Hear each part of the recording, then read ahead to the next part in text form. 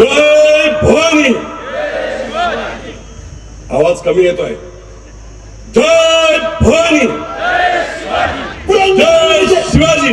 पुरंदर हवेलीचे दैवत गुंजावणी धर्मात जन्मगाव फुरचंगी देवाचे नगर परिषदेच्या पर्यंत गोरगरिबांचा कष्टकऱ्यांचा शेतकऱ्यांचा आवाज कार्य सम्राट सम्राट आमदार विजय बापू सुतारांचा जय भवानी. संपूर्ण महाराष्ट्राचा आराध्य दैवत शिव छत्रपती शिवाजी महाराज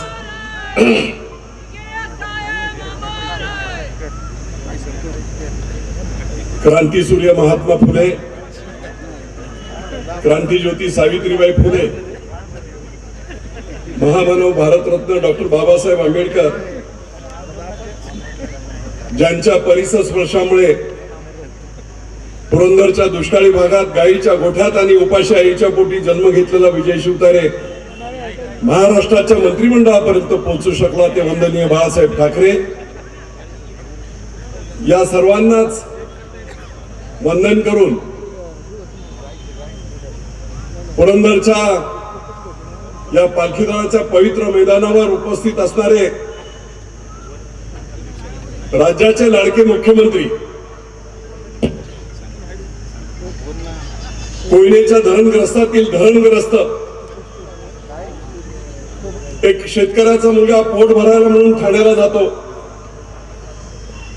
आनंद दिघे साहेबांच्या संपर्कात येतात. शाखा प्रमुखापासून सर्वसामान्यपणे रिक्षा चालक असणारे आमचे एकनाथभाई शिंदे कर्तृत्वाच्या बळावर राज्याचे मुख्यमंत्री झाले.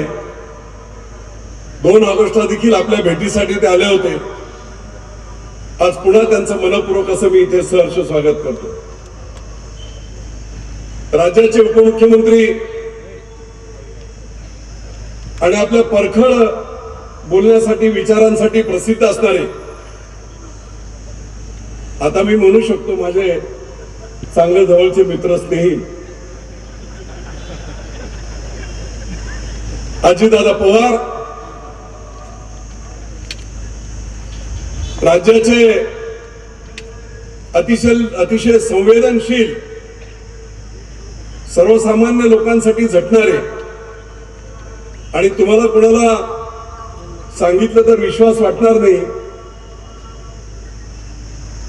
3री-4थीला मी मुंबईत होतो त्यावेळेस मी नारळवलीत राहत होतो आणि आमचे दादा प्रभुदास चाळीमध्ये बाजूला फक्त मध्ये रस्ता होता त्या इमारतीत ते राहत होते. या सभेसाठी उपस्थित असणारे आमच्या ज्योतिताई वाघमारे असतील, चाकणकरताई असतील, माझी मुलगी डॉक्टर ममता भोसलेताई, उपस्थित सर्वच, अशोकभाऊ टेकडे असतील, जालिंदरभाऊ कामथे असतील, बाबासाहेब जाधवराव असतील, आमचे शरद सोनवणे असतील, गारटकर साहेब राष्ट्रवादीचे जिल्हा प्रमुख, वासुदेव नाना काळे, दौलत नाना शितोळे, दुर्गाडे सर, अनेक शिवसेनेचे पदाधिकारी, निवडून आलेले जिल्हा परिषद सदस्य, तालुका पंचायत समिती सदस्य, नगरसेवक सर्वच व्यासपीठावर आहेत. वेळ जाईल म्हणून आपली सर्वांची माफी मागतो, सगळ्यांची नावं घेता येणार नाही. उपस्थित सर्व पत्रकार आणि पालखी तळावर जमलेल्या माझ्या स्वाभिमानी सर्व पुरंदरकर हवेलीकर बंधू आणि भगिनींनो, बरोबर 1 महिना झाला मुख्यमंत्री महोदय पलीकडच्या पालखी तळावर महिला दिनाच्या निमित्ताने माझ्या मुलीने डॉक्टर ममताने कार्यक्रम घेतला होता. 5-6 हजार महिला होत्या आणि मी फक्त पाहुणा म्हणून गेलो, कुठच्याही व्यवस्थेमध्ये नव्हतो. काय कोणास ठाऊक मला माहित नाही, परंतु अनेक वेळा अनेक गोष्टी बारामती असेल, भोर असेल, सर्वच मतदारसंघातून एक वेगळा अंडर करंट होता आणि मला बोललं जात होतं की काहीतरी आपण केलं पाहिजे. आणि मग त्या कार्यक्रमात मी जाहीर केलं, ऑनलाईन होता कार्यक्रम, की बारामती लोकसभा आपल्याला लढलं पाहिजे. मी तसं ठरवलं, जाहीर केलं. लोकशाहीच्या एका पत्रकाराने ते ऑनलाईन बरोबर चालू होतं ते पकडलं आणि टीव्हीला दाखवलं. दुसऱ्या दिवसापासून TV 9 पासून सर्वच मीडिया जिथे मी असेल तिथे होता. मांडलेली माझी लॉजिक ठीक होती, परंतु आता ते जाऊ द्या. लोकांना प्रचंड उत्साह. पुरंदरमध्ये तर जादू झाली असते. भोरमध्ये तेच होतं. सर्वच मतदारसंघातून आणि महाराष्ट्रातून अनेक नेते आणि अनेक सामाजिक कार्यकर्ते माझ्या पाठीशी खंबीरपणे उभे राहिले. दोनदा मुख्यमंत्री साहेबांशी चर्चा झाली, परंतु माझं मन तयार होत नव्हतं. देवेंद्र फडणवीस साहेब 2-3 वेळा बोलले. दादा मुख्यमंत्र्यांशी बोलत होते. आणि मग एक दिवस मी निश्चय केला होता की नाही, कुठच्याही परिस्थितीत लढायचं म्हणजे लढायचं. आणि लोकांच्या हातात निवडणूक असेल, लोकांना ठरवू द्या काय ठरवायचं. आयुष्याची लढाई आर पारची लढायची, इकडे नाही तर तिकडे. मी मागाशीच सांगितलं आणि परत सर्व आमच्या नेत्यांना सांगू इच्छितो. होय, अख्ख्या पुरंदरला माहिती आहे, आजही तो शिवतारे गोठा म्हणून बोलला जातो. त्या गोठ्यावर माझा जन्म झाला. गाईच्या गोठ्यात 1.5 एकर जमीन. यादववाडीची शाळा असेल, हरगुडीची शाळा असेल, परिंच्याची शाळा असेल, मुंबईमध्ये इंजिनिअरिंग असेल. व्यवसाय नोकऱ्या स्वबळावर केला, स्वयंभूपणे केला. व्यवसाय देखील केला. आज कुणालाही विश्वास वाटणार नाही एवढा विजय शिवतारेंना देवाने आशीर्वाद दिले. आणि स्वयंभूपणे स्वतःचं साम्राज्य मुंबईमध्ये देखील मी निर्माण केलं. स्वतःच्या मनाला जे वाटेल, सद्विवेक बुद्धीला वाटेल, त्याच्यावर विचार करायचा आणि त्याच्यावर निर्णय घ्यायचा आणि पाठीमागे हटायचं नाही. हा माझा मूळ स्वभाव. परंतु याला छेद मी दिला. मुख्यमंत्री महोदयांशी 2दा चर्चा झाली होती, परंतु एक असा काही अनामिक फोन मला आला आणि मुख्यमंत्री महोदय दुःखी आहेत, नाराज आहेत, तुम्ही ऐकत नाही, महायुतीला अडचण होईल. अनेक ठिकाणी अपक्ष उभे राहिले, महाविकास आघाडीचा फायदा होईल. आणि ज्या हेतूने अख्खा देश आज काम करतोय, उमेदवार कोणी असो, इथे आता सुनेत्राताई उमेदवार आहेत. खरा उमेदवार कोण आहे? पंतप्रधान नरेंद्र मोदी. आणि म्हणून प्रत्येक मत जे जाणार आहे ते त्यांना जाणार आहे. देशाची 3ऱ्या वेळा सत्ता त्यांच्या हातात येणार आहे. गोर गरीब लोकांसाठी काम करणारा माणूस. आणि मग विजयराव, तुम्ही असं जर वागलं तर बरोबर नाही. आणि म्हणून निर्णय बदलला. मुख्यमंत्री महोदय, पुन्हा एकदा सांगतो, आयुष्यात कसलीही भीती मला नाही. बेडर कुठचेही निर्णय बदलण्याचा माझा स्वभाव नाही.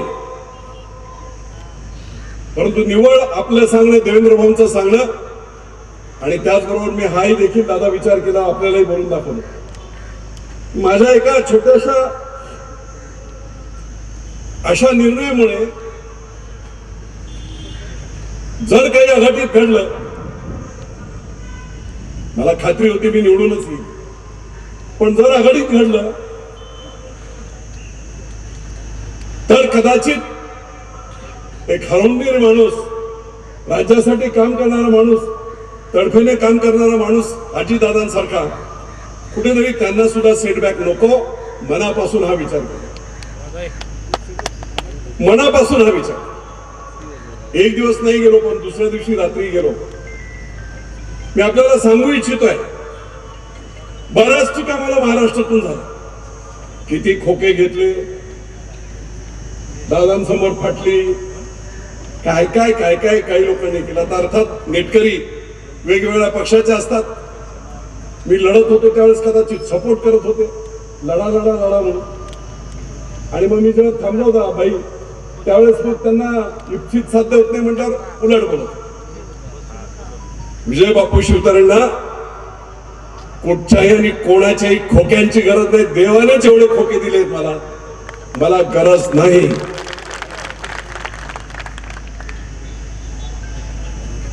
परंतु तो गैरसमज आपलाही होऊ नये. मला माहित आहे गावागावातून ज्या पद्धतीने संपूर्ण लोक पेटून उठले होते, सर्व पक्षाचे होते, पुरंदर एक झाला होता.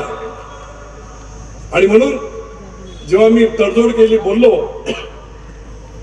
त्यावेळेस मी मुख्यमंत्री आणि दोन्ही उपमुख्यमंत्र्यांना हेच सांगितलं, हे मी प्रेसमध्ये सांगेल, परंतु पुरंदर हवेलीच्या आणि संपूर्ण मतदारसंघातील जनतेने जो एवढा पाठिंबा मला केला होता, तितका उत्साह होता, त्यांचा कोणाचा विश्वासघात वाटू नये, त्यांना कोणाला विश्वासघात वाटू नये.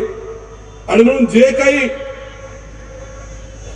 संघर्ष करून मिळणार होतं ते तहात मिळालं या संपूर्ण मतदारसंघांसाठी. ते मला तुम्ही सांगितलंय, तेच तुम्ही या पवित्र माऊलींच्या पालखीतळावर येऊन पुरंदर हवेलीच्या आणि संपूर्ण बारामती लोकसभा मतदारसंघातून आलेल्या सर्व तरुण कार्यकर्त्यांना सर्वांना सांगा, तुमच्या तोंडातून ऐकू द्या. दादांना मी सांगितलं होतं, प्रचंड राग होता, कधी कधी बोलता बोलता अनेकांच्या चुका होत्या. माणूस काय तसा वाईटही नसतो, पण प्रचंड रोष दादा पुरंदरच्या जनतेचा होता. जेव्हा जेव्हा मी गावात जायचो, समोर बसलेले लोक आहेत, मला म्हणायला लागले, बापू आम्ही ऐकणार नाही, तुम्ही सांगितलं तरी ऐकणार नाही. बरोबर आहे की नाही? नोटाला मतदान करू, पण इतर ठिकाणी मतदान करणार नाही. आणि म्हणून मी दादांना सांगितलं, मी सांगितल्यानंतर लोक ऐकतील, सर्व काय होईल, पण तरीही आपण आपला एक शब्द विश्वास या समोरच्या बसलेल्या संपूर्ण स्वाभिमानी जनतेला द्यावा, जेणेकरून हे संपूर्ण मतदारसंघामध्ये एक सकारात्मक लाट येईल. आणि मगाशी मी म्हटल्याप्रमाणे निश्चितपणे माननीय नरेंद्र मोदींना तिसऱ्या वेळेस पंतप्रधान बनवण्यासाठी दादा असतील, भाई असतील, सर्वच जण आम्ही सर्व एवढ्याच कारणासाठी त्यांच्या बरोबर आहेत. एका अतिशय निस्वार्थी, त्यागी, 18 तास लोकांसाठी काम करणारा, वर्षानुवर्ष सुट्टी नाही घेणार, अशा प्रकारचं एक त्यागी असं व्यक्तिमत्व हे भारताचं तिसऱ्यांदा पंतप्रधान झालं पाहिजे. राष्ट्रनिष्ठा ही अल्टिमेट. काही खेळ खेळले असतील, बऱ्याच वेळा गडबडी होत असतात, काय ईडी, काय अमुक, काय तमुक आहे, पण या सगळ्या गोष्टीचा शेवटचा जर एंड पाहिला तर एकच असतो, आणि ती म्हणजे राष्ट्रनिष्ठा. ही जी काय बीजेपीची थीम आहे देशाच्या प्रती, त्यालाच भाडून आम्ही सर्वजण एकत्र आहोत. आणि म्हणून मित्र, मी भाईंचं ऐकलं, मुख्यमंत्र्यांचं ऐकलं, उपमुख्यमंत्र्यांचं ऐकलं, वर्षावर 3 तास चर्चा झाली, साधक बाधक. मी म्हटलं ठीक आहे, मी लढत नसेल तर कमीत कमी 5 वर्ष दादा जे नुकसान आमचं झालंय, जे प्रकल्प आमचे रखडले आहेत, त्या प्रकल्पांना जास्तीत जास्त निधी आणि युद्ध पातळीवर काम करत जे प्रकल्प रखडले आहेत त्या प्रकल्पांना गती देण्याचा शब्द मुख्यमंत्री महोदयाने आपण सर्वांनी द्यावा. मी मनाविरुद्ध माघार जरी घेतली असेल तरी शेवटी मी तुम्हाला हेच सांगतो, मी तुम्हाला एकच सांगतो, माझं आयुष्य संपूर्ण पुरंदर हवेलीच्या जनतेसाठी आणि मातीसाठी समर्पित आहे, राज्यासाठी समर्पित आहे. अरे ओपन हार्ट सर्जरी झाली, आजही दिवसातून आठवड्यातून 3 वेळा डायलिसिस, 5.5 लिटर माणसाच्या अंगाचं रक्त 10 वेळा बाहेर काढलं जातं. माझं मशीन मध्ये डायलायझर मध्ये फिरवलं जातं आणि 10 वेळा आत टाकलं जातं 3.25 तासात. 99% लोक खुर्चीतून येतात, खुर्चीतून जातात. विजय बापूला काही फरक पडत नाही. डायलिसिस झाल्यावर कोट चढवला, एअरपोर्टला गेलो, दिल्लीला गेलो, कामावर गेलो, सभेत आलो. ही शक्ती काय? ही शक्ती माझ्या गोरगरीब जनतेचे आशीर्वाद आहेत आणि म्हणून मी असं त्यांच्यासाठी आयुष्य माझ्या मनाला मुरड घातली. मला माहित नाही मी किती वर्ष जगेल, पण मला एक माहित आहे, आजच्या या पालखी तळावर मुख्यमंत्री महोदय अजितदादा शब्द देत आहेत, दादा शब्द देत आहेत. होय, गुंजवणीचा रखडलेला प्रकल्प युद्ध पातळीवर उद्यापासून 2-4 दिवसापासून सुरू होईल. युद्ध पातळीवर. मी असताना लाईन आउट दादा वरून केला होता, वाल्यावरून. तो लाईन आउट परत जेऊर माणकीतून केला. लोकांचा आक्रोश झाला. पुन्हा आपण त्याच्यात करेक्शन केलंय. नवीन आता जी योजना केली आहे त्याच्यामध्ये शेतकऱ्यांची जी मागणी आहे वाल्याच्या 12 वाड्यापासून संपूर्ण पाणी राखेपर्यंत जाण्याचा, तो लेआउट केला, ते लाईन आउट केलं. 100 कोटी त्याच्यासाठी वाढले. सगळं आहे, परिंच्या पासून सगळं आहे. पाणी येऊ द्या. पुरंदर उपसाचं पाणी 6,500 हेक्टरला होतं दादा, आता आम्ही 14,500 हेक्टर घेऊ. येऊ द्या तर पाणी, नंतर बघू आपण.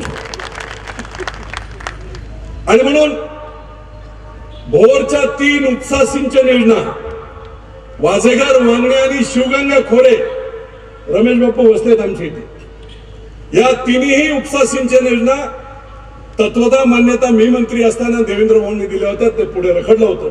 आज सगळे सर्वे झाले. मी परवा देवेंद्र भाऊंना तीच विनंती केली, या 3 उपसा सिंचन योजनासह 1307 कोटीची योजना आता 4 वर्ष लेट झाली आणि या 3 उपसा सिंचन म्हणून जवळजवळ 1782 कोटीची योजना झाली. तिला प्रशासकीय मान्यता देत माझं टार्गेट आहे बंधूंनो, 1 वर्षाच्या आत गुंजवणीचं पाणी पुरंदर राहिलं पाहिजे. 1 वर्षाच्या सगळ्या मदती होतील. यांची तिजोरी दादांच्या हातात आहे. म्हणून मगाशी म्हटलं की आता आमची दुश्मनी लोकांनी पाहिली होती, दोस्ती बघा ना.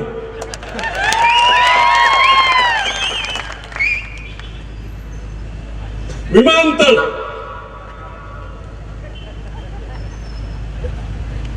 इच्छा स्वेच्छा खरेदीचा दर जाहीर करा. लोकांना द्यायचं नसेल ना, नाही देणार कोणी.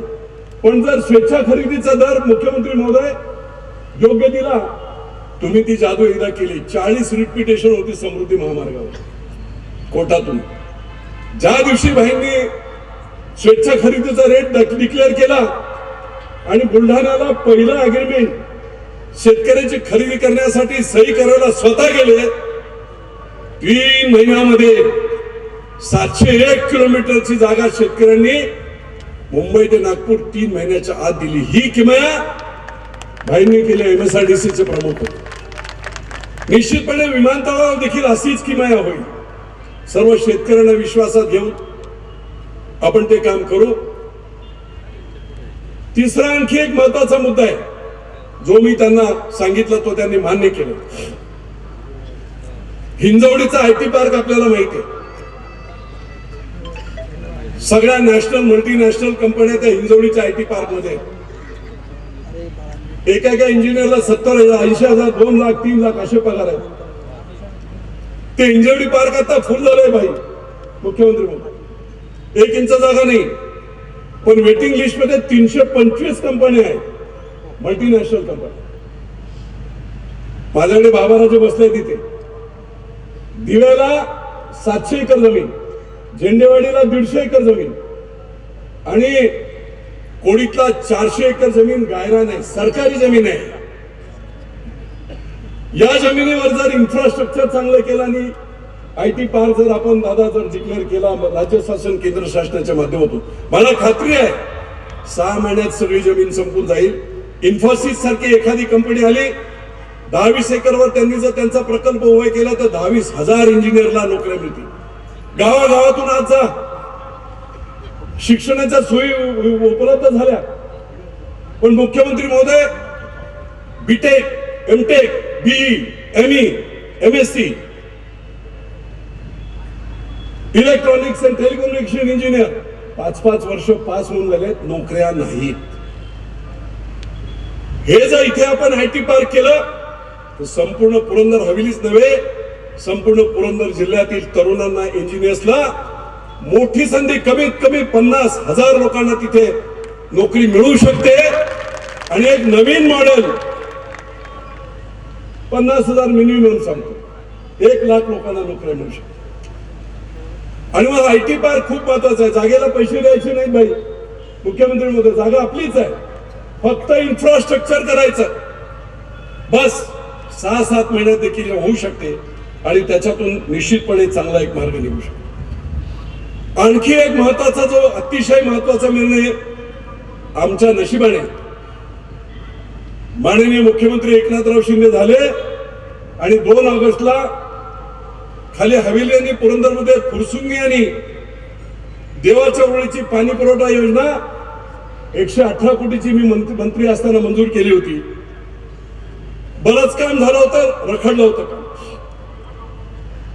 मुख्यमंत्री एकनाथराव शिंदे झाले, मी त्यांना सांगितलं 4.5 लाख लोकांच्या घरात तोंडात जाणारं पाणी, बापू मी स्वतः येतो, सर्वसामान्य घरातला माणूस, लोकांची संवेदना लोकांबद्दलच्या, स्वतः आले तिथे, स्वतः त्यांनी पाहणी केली.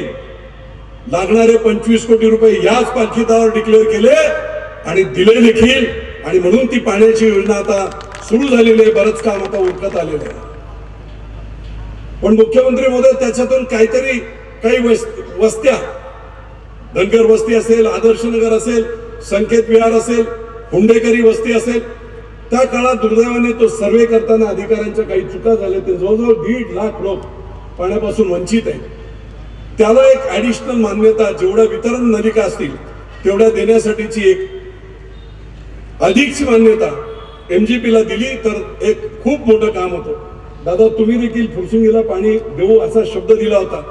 आता निश्चितपणे सर्वच फुरसुंगीकरांना ते पाणी मिळण्यासाठी आपण निश्चितपणे सहकार्य कराल आणि युद्ध पातळीवर ते देखील काम होईल असं माझं प्रामाणिक मत आहे. पुरंदर उपसा भाई, माळशिरस करून बारामतीला लागून गाव आहे आमचं. तिथल्या महिला आमच्या गेल्या 2010 पासून मी स्वतः पाहिलं होतं. सकाळी पिकअप मध्ये बसायचं आणि दौंडला मजुरी करायला जायचं. मी आमदार झालो, पुरंदर उपसा पूर्ण करून घेतला 2012. 3 वर्ष फुकट पाणी दिलं ट्रायलच्या नावावर. कॅपिटल वाढलं लोकांचं, लोकांकडे पैसे आले. पुन्हा नवीन दर आला, इलेक्ट्रिसिटी दर वगैरे, आणि 60,000 रुपये MCFTचा रेट झाला. मी बेचैन होतो. दादा, पहिल्यांदा या देशामध्ये पाण्यावर क्रॉस सबसिडी, मुख्यमंत्री महोदय, शेतकऱ्यांना वीज देताना इंडस्ट्रीवर क्रॉस सबसिडी आहे. 4 रुपये रेट असेल, अजून 4 रुपये घेतात आणि शेतकऱ्यांचे पैसे भरले जातात. या देशात पहिल्यांदा माझ्या डोक्यातून ती कल्पना आली आणि पाणी वापर करणारे जेवढे उद्योग आहेत त्या सगळ्या उद्योगांचा पाण्याचा दर थोडासा मी वाढवला. कुणी हे केलं नाही आणि वर्षाला 600 कोटी रुपये मिळू लागले. आणि त्याच्यामधून 81% शेतकऱ्यांची बिलं महाराष्ट्रातली ही या पैशातून भरण्याचा कायदा झाला आणि 19% लोकांना पाणी मिळेल. होय की नाही? आणि म्हणून शेतकऱ्यांना त्याचा फायदा झाला. पुरंदर उपसा 10 वर्ष झाली त्याचं पंप आणि परिचालन व्यवस्थित. आता 2-3 वर्ष झालं नाही आणि लोकांचे हाल झाले. ऊस सुकून चालले आहेत, बागा सुकून चालले आहेत, पंप खराब होत आहेत. 1.5 महिना पंप बंद राहते.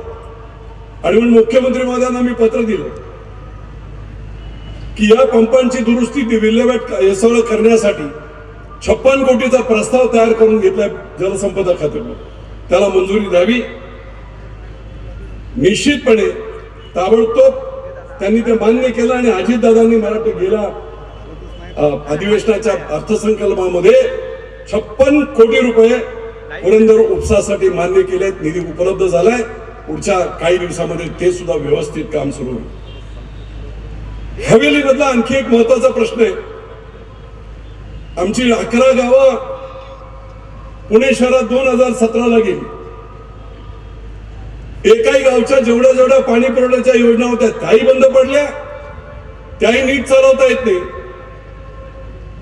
एका बाजूने पाण्याची मोकाट, दुसऱ्या बाजूने कसल्याही सुविधा नसताना 12 पट टॅक्स वाढला. 5 रुपये स्क्वेअर फीटचा टॅक्स चंद्रकांत दादा 60 रुपये स्क्वेअर फीट.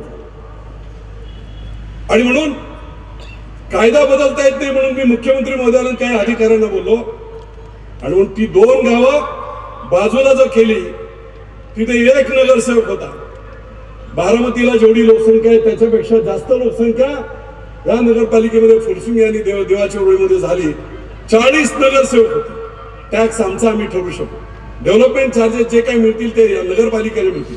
आणि मला खात्री आहे दादा असाच प्रकार झाला होता पुणे महानगरपालिका असताना.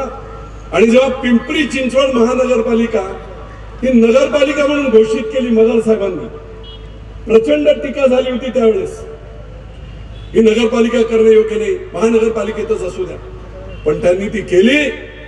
आणि आजचं चित्र असं आहे की पिंपरी चिंचवड महानगरपालिका छोटी स्वप्न पाहिलेलं मगर साहेबांनी आज एशिया खंडातली सगळ्यात श्रीमंत महानगरपालिका पिंपरी चिंचवड झाली.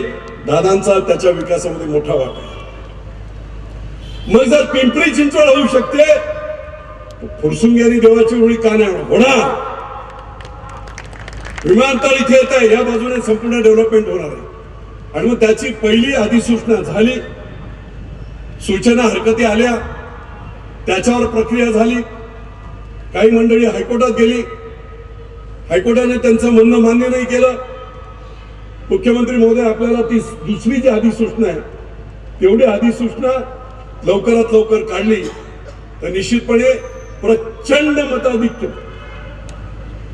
दादा इतक्या लोकांच्या समोर सांगतोय, तुम्ही ती दुसरी अधिसूचना काढून देवाची ओळी फुरसुंगी नगर परिषद जाहीर केली की तुमच्या मतदानात पाऊस पडेल. पाऊस मतांचा बरोबर की नाही?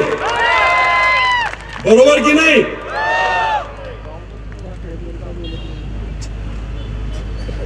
बारामतीच्या 29 जुलै ते गावांना, आता मी मंत्री होतो, थोडीफार बुद्धी असल्यामुळे एक चांगलं एक कल्पना मला सुचली. आजही त्या 29 गावांना दादांच्या मतदारसंघातील अडचण आहे. खरं म्हटलं त्या अधिकाऱ्यांची कामं होती त्या काळात, त्याचा विचार करून मार्ग काढा. नीरा नदी आपली भीमेला मिळते कुठे? उजनीच्या खाली. किती कहर दुष्काळ असला तरी भाटगर नीरा देवदार आणि वीर मधून कमीत कमी 25 TMC पाणी वाया जाते. भीमेला मिळते आणि भीमेतून कर्नाटकात जाते.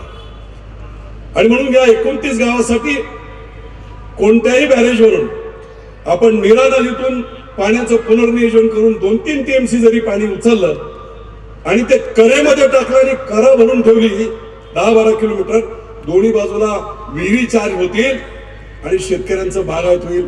एखाद्या ठिकाणी उपसा सिंचन करून उंच ठिकाणी जसं आता शिंदवलेलं आपलं डिस्ट्रीब्युशन चेंबर आहे तशा चेंबर मध्ये पाणी टाकलं तर 29 गावांना ग्रॅव्हिटीने पाणी मिळेल. दुष्काळ कायमचा संपेल. आणि म्हणून ही योजना देखील मी मागणी केली की अधिकाऱ्यांना सांगून ती प्रस्तावित करावी. भोर तालुक्यामध्ये 1993 साली उतरोली गाव आहे, माझंच मूळ गाव आहे शिवतऱ्यांचं. त्या उतरवलेल्या 750 एकर MIDC शिक्के पडले. आज तगायत भूसंपादन नाही, काही नाही. 2009 साली प्रचाराच्या सभेत सांगितलं गेलं होतं की प्रचार संपला, निवडून आलो की लगेच आम्ही ह्या MIDCचं काम सुरू करू आणि चांगले प्रकल्प देऊ. आज तगायत काही झालं नाही. भोरच्या मंडळींसाठी जशा 3 उपसा सिंचन योजना तशी ही MIDC तिथल्या रोजगारासाठी खूप महत्वाची आहे. शेतकरी सांगतायत आम्ही जमीन देतोय, डिक्लेअर करा आणि उद्योगांना. निश्चितपणे त्या बाबतीत देखील निर्णय हा घेतला जाईल. संपूर्ण महाराष्ट्राचा आराध्य दैवत जेजुरी देवस्थान, मला माहित नाही अनेकांच्या सत्या आल्याने गेल्या. राज्यातली पंढरपूर असेल, शिर्डी असेल, शेगाव असेल, सगळ्या मोठमोठ्या देवस्थानांना 200-400 कोटी निधी देऊन त्यांचा विकास केला गेला. परंतु या संपूर्ण महाराष्ट्राचं आराध्य दैवत असणाऱ्या खंडोबा मल्हारी मार्तंडला वंचित होते. आणि मग 2018 साली देवेंद्र फडणवीसांना मी विकास आराखडा दिला 349 कोटीचा. आणि मला आनंद वाटतो सांगायला, महाविकास आघाडीच्या काळात नाही झालं, परंतु 109 कोटी अजितदादांनी या मल्हारी मार्तंडाच्या विकासासाठी पहिले दिले. आणि पहिल्यांदा राज्याचा मुख्यमंत्री मल्हारी मार्तंडाच्या दर्शनाला पहिल्यांदा आले. एकदा ते आले, परत त्या 109 कोटीच्या भूमिपूजनाला देवेंद्र फडणवीस असतील, दादा असतील, मुख्यमंत्री महोदय तिघे आले आणि त्यांनी सुरुवात केली. माझी विनंती असेल, बरंच काम आता उरकत आलंय, पुढच्या वर्षासाठी 100 कोटी जर दिले, 2-3 वर्षामध्ये आराखडा पूर्ण करून महाराष्ट्राच्या सर्वसामान्य गोर गरीब जनतेचा, सर्व जाती धर्माचा देव कुठचा असेल तर तो मल्हारी मार्तंड. आणि म्हणून अहिल्याबाई होळकरांच्या पुनर्विकासानंतर याचं जे काही काम केलं ते अहिल्याबाईंनी केलं, राजमाता. त्याच्यानंतर तो योग आला. तो योग माझ्या मंत्र्याच्या कारकिर्दीत तो विकास आराखडा झाला. आणि राज्याचे मुख्यमंत्री आणि दोन्ही उपमुख्यमंत्री यांच्या हस्ते त्या ऐतिहासिक कामाचं पूजन होऊन जोरात काम सुरू. त्याला 100 कोटी रुपये आपण द्यावी ही एक विनंती करतोय. मी जेव्हा फिरत होतो दौंडला, त्यावेळेस मला मुख्यमंत्री महोदय छोट्या गोष्टी आहेत, लोकांनी सांगितलं पुण्याला पुरंदर, हवेली, दौंड इथून पुण्याला आणि पिंपरी चिंचवडला कामासाठी जवळजवळ 25,000 लोक जात असतात. पुण्याची जशी लोणंदला वगैरे लोणावळ्याला लोकल आहे, तशी लोकल जर पुणे ते दौंड आणि दौंड ते पुणे केली तर लोकांना खूप फायदा होईल. माझी विनंती असेल आपल्या सर्वांना, ती चर्चा तिथेही झाली होती, राज्य शासनाच्या माध्यमातून रेल्वेला केंद्र सरकारला सांगून ही जर लोकल काय मोठी गोष्ट नाही, लोकांना खूप मोठा फायदा याच्यातून होणार आहे. आणि म्हणून मित्रो, 1665 साली शिवाजी महाराजांनी मिर्झा राजांशी तह केला. का केलं माहिती आहे? महाराजांचं लिहिलेलं एक वाक्य आहे, जोरात आक्रमण झालं होतं, वर किल्लेदार मान उडाल्यानंतर सुद्धा 500 यवनांना त्यांनी कापलं होतं. हा पुरंदर आहे, धर्मवीर संभाजी राजांच्या जन्माचा हा पुरंदर आहे. आणि म्हणून 1665चा तो तह महाराजांनी केला. त्याचं कारण एकच होतं की एक किल्ल्याच्या बरोबरीची माझी माणसं पडताय. किल्ला गेला चालेल, पण माझी माणसं नको जायला, मावळे नको जायला, म्हणून त्यांनी तह केला. 23 किल्ले दिले. पण तहानंतर पुन्हा जोर धरला आणि महाराजांनी 43 किल्ले घेऊन हिंदवी स्वराज्याला पुन्हा गती दिली.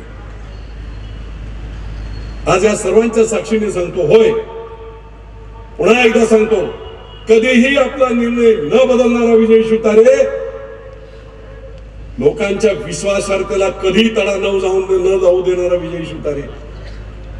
माननीय मुख्यमंत्र्यांच्या शब्दा खातर काय होईल ते माझ्या राजकारणाचं पुढचं मला माहित नाही, पण महायुतीचा तडा गेला नाही पाहिजे, चांगलं काम झालं पाहिजे. आणि म्हणून हा तह मी केला, ज्याच्यातून संघर्ष न करता जर एवढे सगळे प्रकल्प आपल्याला मिळाले तर काय हरकत आहे? काहीच हरकत. आणि पुन्हा म्हणून जाता जाता एकच सांगतो, दादा बोलतील त्या बाबतीत. दादा गावागावात प्रचंड थोडी नाराजी आहे. मी आता प्रत्येक गावात दौरा करतोय, सगळ्या लोकांना समजावतोय, प्रचंड बहुमत महायुतीला आपल्या इथे मिळालं पाहिजे. गोष्टी घडत असतात, विसरायच्या असतात. मतभेद झाले हरकत नाही, मनभेद नको. आणि म्हणून जे स्वाभिमानी सर्व पुरंदरकर ते तिन्ही पक्षांची मंडळी आली. मी सर्वांना विनंती करतो, गावागावात 80-90% मतदान हे घड्याळाला झालं पाहिजे, महायुतीच्या सुनेत्रा वहिनींना झालं पाहिजे, म्हणजेच मोदींना झालं पाहिजे. आणि जी डोलायमान परिस्थिती होती, मुख्यमंत्री महोदय मी तुमचं ऐकलंय, माझी काळजी काय घ्यायची ती तुम्ही घ्या, पण तुमचा शब्द ठेवलाय बारामतीच्या विजयाचा सिंहाचा वाटा दादा पुरंदर असेल, बारामती नसेल.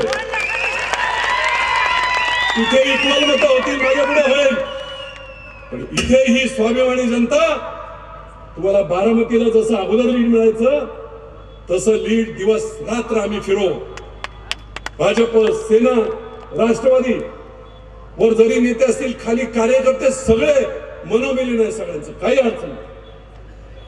आम्ही सगळेजण प्रचंड ताकदीने, वहिनी येवो न येवो, आम्ही आमचे दौरे एकत्रित करत लोकांना समजावत आपण निश्चितपणे हे पवित्र काम करून, जसं अजितदादांना त्यावेळेस 91ला मला वाटतं काहीतरी बारामतीपेक्षा जास्त मतं पुरंदरने दिली होती, तीच हिस्ट्री त्या पुनरावृत्ती इतिहासाची करायची आपल्याला.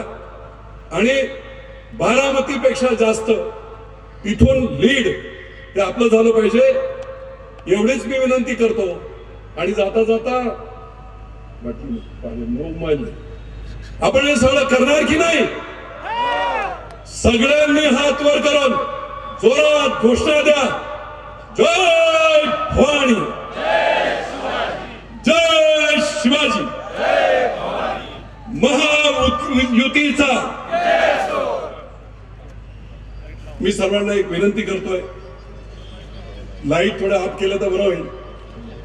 सर्वांनी आपापल्या हातातील मोबाईल, सर्व मीडिया इथे आहे, सर्वांनी हातातील मोबाईल वर काढून टॉर्च करा आणि अजितदादा आणि मुख्यमंत्र्यांना विश्वास द्या की हा पुरंदर नक्कीच प्रचंड मोठा इतिहास घडवेल. 2 लाखांनी विजय सीट निवडून येणार. किती सांगितलं? 2 लाखांनी. सर्वांनी काम करायला हवं, फक्त बोलून नव्हे. गावागावात लोकांना, वयस्कर मंडळींना समजायला हवं. लोकांच्या डोक्यात जो राग आहे तो आता काढला पाहिजे आणि एकत्रितपणे आपण जिंकलं पाहिजे. नरेंद्र मोदींना तिसऱ्यांदा पंतप्रधान बनवलं पाहिजे. पुन्हा एकदा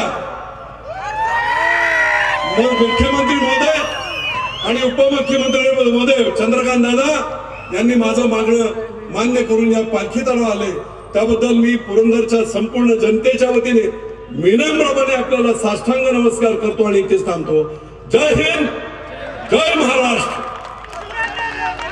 नवनवीन घडामोडी पाहण्यासाठी स्टार महाराष्ट्र न्यूजला सबस्क्राईब करा आणि ताज्या बातम्यांचे अपडेट मिळवण्यासाठी बेल आयकॉनला प्रेस करा आणि परिपूर्ण बातमीबरोबर रहा, इतरांपेक्षा एक पाऊल पुढे.